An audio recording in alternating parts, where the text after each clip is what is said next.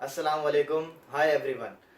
आज एक और टॉपिक, एक छोटा सा इंट्रोडक्शन वेव्स का, कि वेव्स क्या है।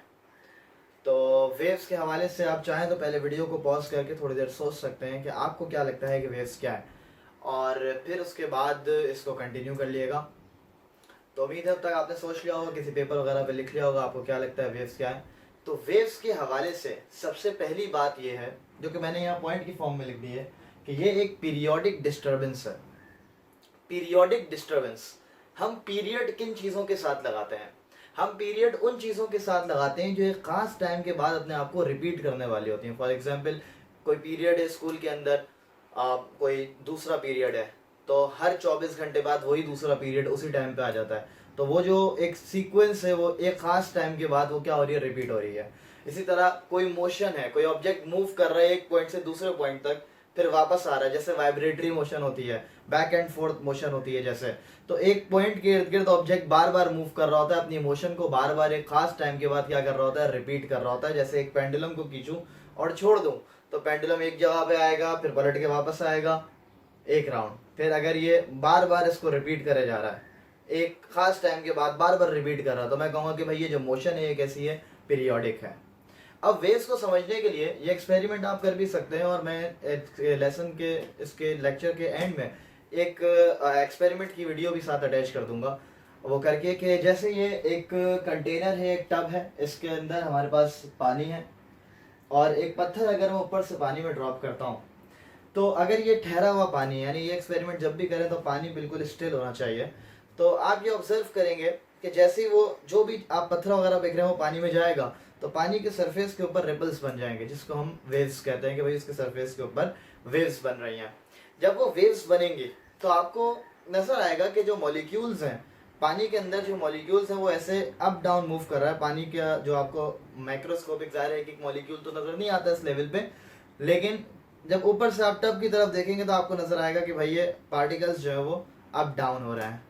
तो ये जो पार्टिकल्स अप डाउन हो रहे हैं ये वाइब्रेशन है, और ये मुसलसल क्योंकि रिपीट हो रही है तो ये क्या है, पीरियोडिक वाइब्रेशन है। डिस्टर्बेंस का लफ्ज मैंने क्यों यहाँ पे रखा, देखो पानी जो है ना वो पहले एक टब में था, ठहरा हुआ था, हम सामने से देख रहे हैं, हमें बिल्कुल रेस्ट पे नजर आ रहा है। माइक्रोस्कोपिक लेवल पे, छोटे लेवल पे, एटॉमिक लेवल के ऊपर एटम्स वाइब्रेट कर रहे होते हैं, लेकिन एक खास पर्टिकुलर हम जब देखते हैं तो हमें एटम्स नजर नहीं आ रहे, हमें ऊपर से पानी नजर आ रहा है कि पानी वाइब्रेट कर रहा है, मतलब पानी के मॉलिक्यूल्स हैं जो कि बिल्कुल ठहरे हुए हैं, सॉरी। तो जैसे ही मैं उसके अंदर पत्थर गिराऊंगा, तो पत्थर गिराते ही क्या होगा, जैसे ही पत्थर अंदर जाएगा पानी के मॉलिक्यूल्स वाइब्रेट करने लगेंगे। जब वो वाइब्रेट करने लगेंगे तो इसका जो भी बिहेवियर पहले था अब वो बिहेवियर नहीं रहा। अब वो बिहेवियर क्या हो गया, डिस्टर्ब हो गया। किसकी वजह से, जब उसमें वेव जनरेट हुई। तो हम कहेंगे कि ये पीरियोडिक डिस्टर्बेंस है।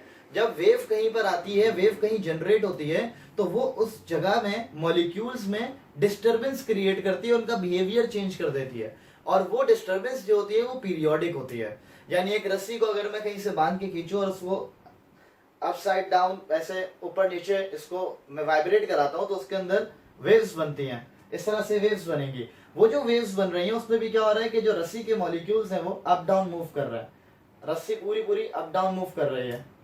तो डिस्टर्बेंस आई हुई है, और वो डिस्टर्बेंस क्या है, बार बार रिपीट हो रही है, तो पीरियोडिक डिस्टर्बेंस। इसी तरह अब सवाल ये है कि वेव का मकसद क्या है, वेव क्यों है हमारी नेचर के अंदर, हमारी कायनात के अंदर वेव का मकसद क्या है।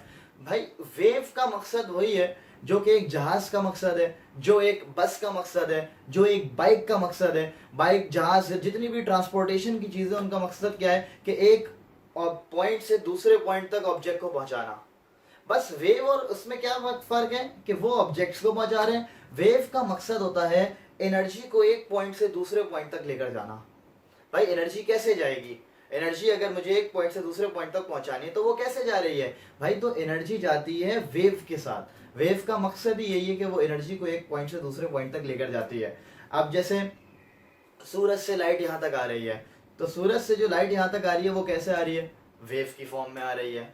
वेव उसको लेकर आ रही है यहाँ तक। मैं बोलता हूँ या आपके इर्द गिर्द कोई भी बोल रहा है, तो बोलने से जो हमारी साउंड एनर्जी है, वो साउंड एनर्जी दूसरे तक कैसे पहुंच रही है, तो भाई वो भी वेव्स के थ्रू पहुंच रही है। वेव्स हमारी साउंड एनर्जी को दूसरे के एयर ड्रम तक पहुंचा रहा है और दूसरी साउंड एनर्जी को हमारे एयर ड्रम तक पहुंचाता है। तो ऐसे बेसिकली हम एनर्जी को एक जगह से दूसरी जगह ट्रांसपोर्ट करवा पा रहे हैं, क्योंकि नेचर में, कायनात में हमारे पास एक तोहफा है, और वो तोहफा क्या है? वेव्स। तो मैंने यहाँ पे इसीलिए लिख दिया है कि भाई transfers energy from one point to another. और तीसरी बहुत ही इंपॉर्टेंट बात वो ये है कि वेव का मकसद एनर्जी ट्रांसफर करना है। वेव एनर्जी तो ट्रांसफर करेगी, लेकिन वेव मीडियम में मौजूद पार्टिकल्स को कभी भी ट्रांसफर नहीं करेगी। यानी आप ये नहीं कह सकते कि वेव एनर्जी लेकर जा रही थी तो रास्ते में कोई कार्टन है, कोई डब्बा है, वो भी वेव के साथ चला गया। देखो, एक वेव वो है जो कि हम समंदर पे जाते हैं तो वहां लहरें बन रही हैं। वो जो वेव्स है ना, वो वेव्स हैं ग्रेविटेशनल फोर्स की वजह से, मून की वजह से, सन की वजह से वहां पे वेव्स बन रही हैं। और उसका एक रीजन है, बाकायदा हम कभी डिस्कस करेंगे। और वो एयर प्रेशर जो डेवलप हो रहा है वो वेव्स जनरेट करवा रहा है। वो जो वेव्स है ना, वो फोर्स्ड वेव्स होती हैं, हम उनको डिस्कस नहीं कर रहे हैं। हम जो वेव डिस्कस कर रहे हैं, हम नेचुरल वेव्स डिस्कस कर रहे हैं। नेचुरल वेव्स जो है वो अपने साथ कभी किसी चीज को लेकर नहीं जा सकती। जैसे मैंने ये एक्सपेरिमेंट बताया है, तो इस एक्सपेरिमेंट के अंदर अगर आप टब के अंदर पानी लें और पानी ठहरा हो और किसी पॉइंट के ऊपर एक पत्ता रख दें, एक लीफ या कोई पर रख दें, किसी बहुत लाइट सा ऑब्जेक्ट जो कि फ्लोट करे, और फिर पत्ते पे नहीं किसी दूसरी जगह पे कोई पत्थर ड्रॉप करें, जैसे ही आप पत्थर ड्रॉप करेंगे अंदर रिपल्स बनेंगे। तो आप ये ऑब्जर्व करेंगे, जो पत्ता है, जो लीफ है, या जो फेदर आपने रखा था, वो बस हवा ना हो एट गेट, तो वो क्या करेगा? वो ऊपर नीचे मूव करेगा। जबकि आप हो सकता है सोच रहे हो कि यार वेव्स जनरेट होंगी तो पत्ता साइड में चला जाएगा, लेकिन आप एक्सपेरिमेंट करके देखेंगे तो आपको समझ में आएगा कि यार पत्ता तो अपनी जगह वाइब्रेट कर रहा है, ऊपर नीचे होगा, बस वेव अपने साथ जा रही है, पत्ता साइड में कभी नहीं जाएगा। आपने अगर कभी बारिश के मौसम में पानी खड़ा हुआ होता है, अक्सर हम बचपन में एक तजुर्बे किया करते थे, पानी पे पत्थर वगैरह फेंकते थे, तो वो जो वेव्स वगैरह बनती थी, तो जो भी चीजें, कचरा वगैरह पानी में होता था, वो सारा ऊपर नीचे होना शुरू हो जाता था, कचरा कभी साइड में नहीं जाता था। हाँ, अगर तेज हवा चल रही है तो फिर अलग बात है। तो आप भी एक्सपेरिमेंट जब करें तो एक बिल्कुल ऐसी जगह पे कीजिएगा, पंखा वगैरह बंद हो, और फिर आप जब एक्सपेरिमेंट करेंगे कोई भी चीज़ जो कि पानी में आप रखें, फ्लोट कर रही है, तो जब वेव्स बनेंगी अंदर, तो आप देखेंगे कि जो भी चीज़ आप रखोगे वो कॉर्नर तक नहीं जाएगी, वो अपनी जगह ऊपर नीचे होगी। हाँ, वेव ट्रैवल करके चली जाती है। तो यही तीन बातें जो कि वेव के लिए सबसे, देखो वेव की बहुत सारी टाइप्स हो सकती हैं, लेकिन ये तीन बातें जो मैंने वेव्स के बारे में बताई हैं, ये आपको याद रखनी है कि भाई वेव का सबसे पहला मकसद क्या है? वेव एनर्जी ट्रांसफर कर रही है एक पॉइंट से दूसरे पॉइंट पर। अब उस एनर्जी ट्रांसफर करने में क्या हो रहा है? उसके चक्कर में जो मॉलिक्यूल्स हैं, उनका जो बिहेवियर है वो डिस्टर्ब हो रहा है, और वो पीरियोडिकली होता है, वो रिपीट हो रहा है बार बार, तो वो एक पीरियोडिक डिस्टर्बेंस क्रिएट कर रही है वेव इन द मीडियम।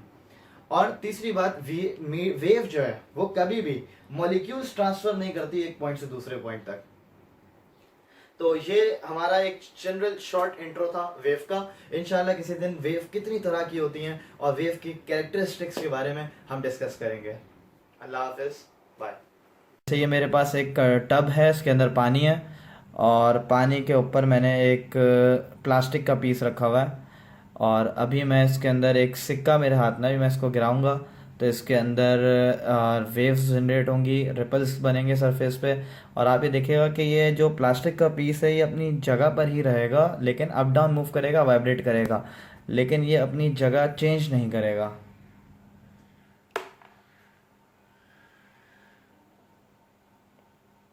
यही चीज़ बस मैं बता रहा था कि वेव्स जो है वो एनर्जी ट्रांसफ़र करती हैं, लेकिन मीडियम में मौजूद चीज़ों को ट्रांसफ़र नहीं करती।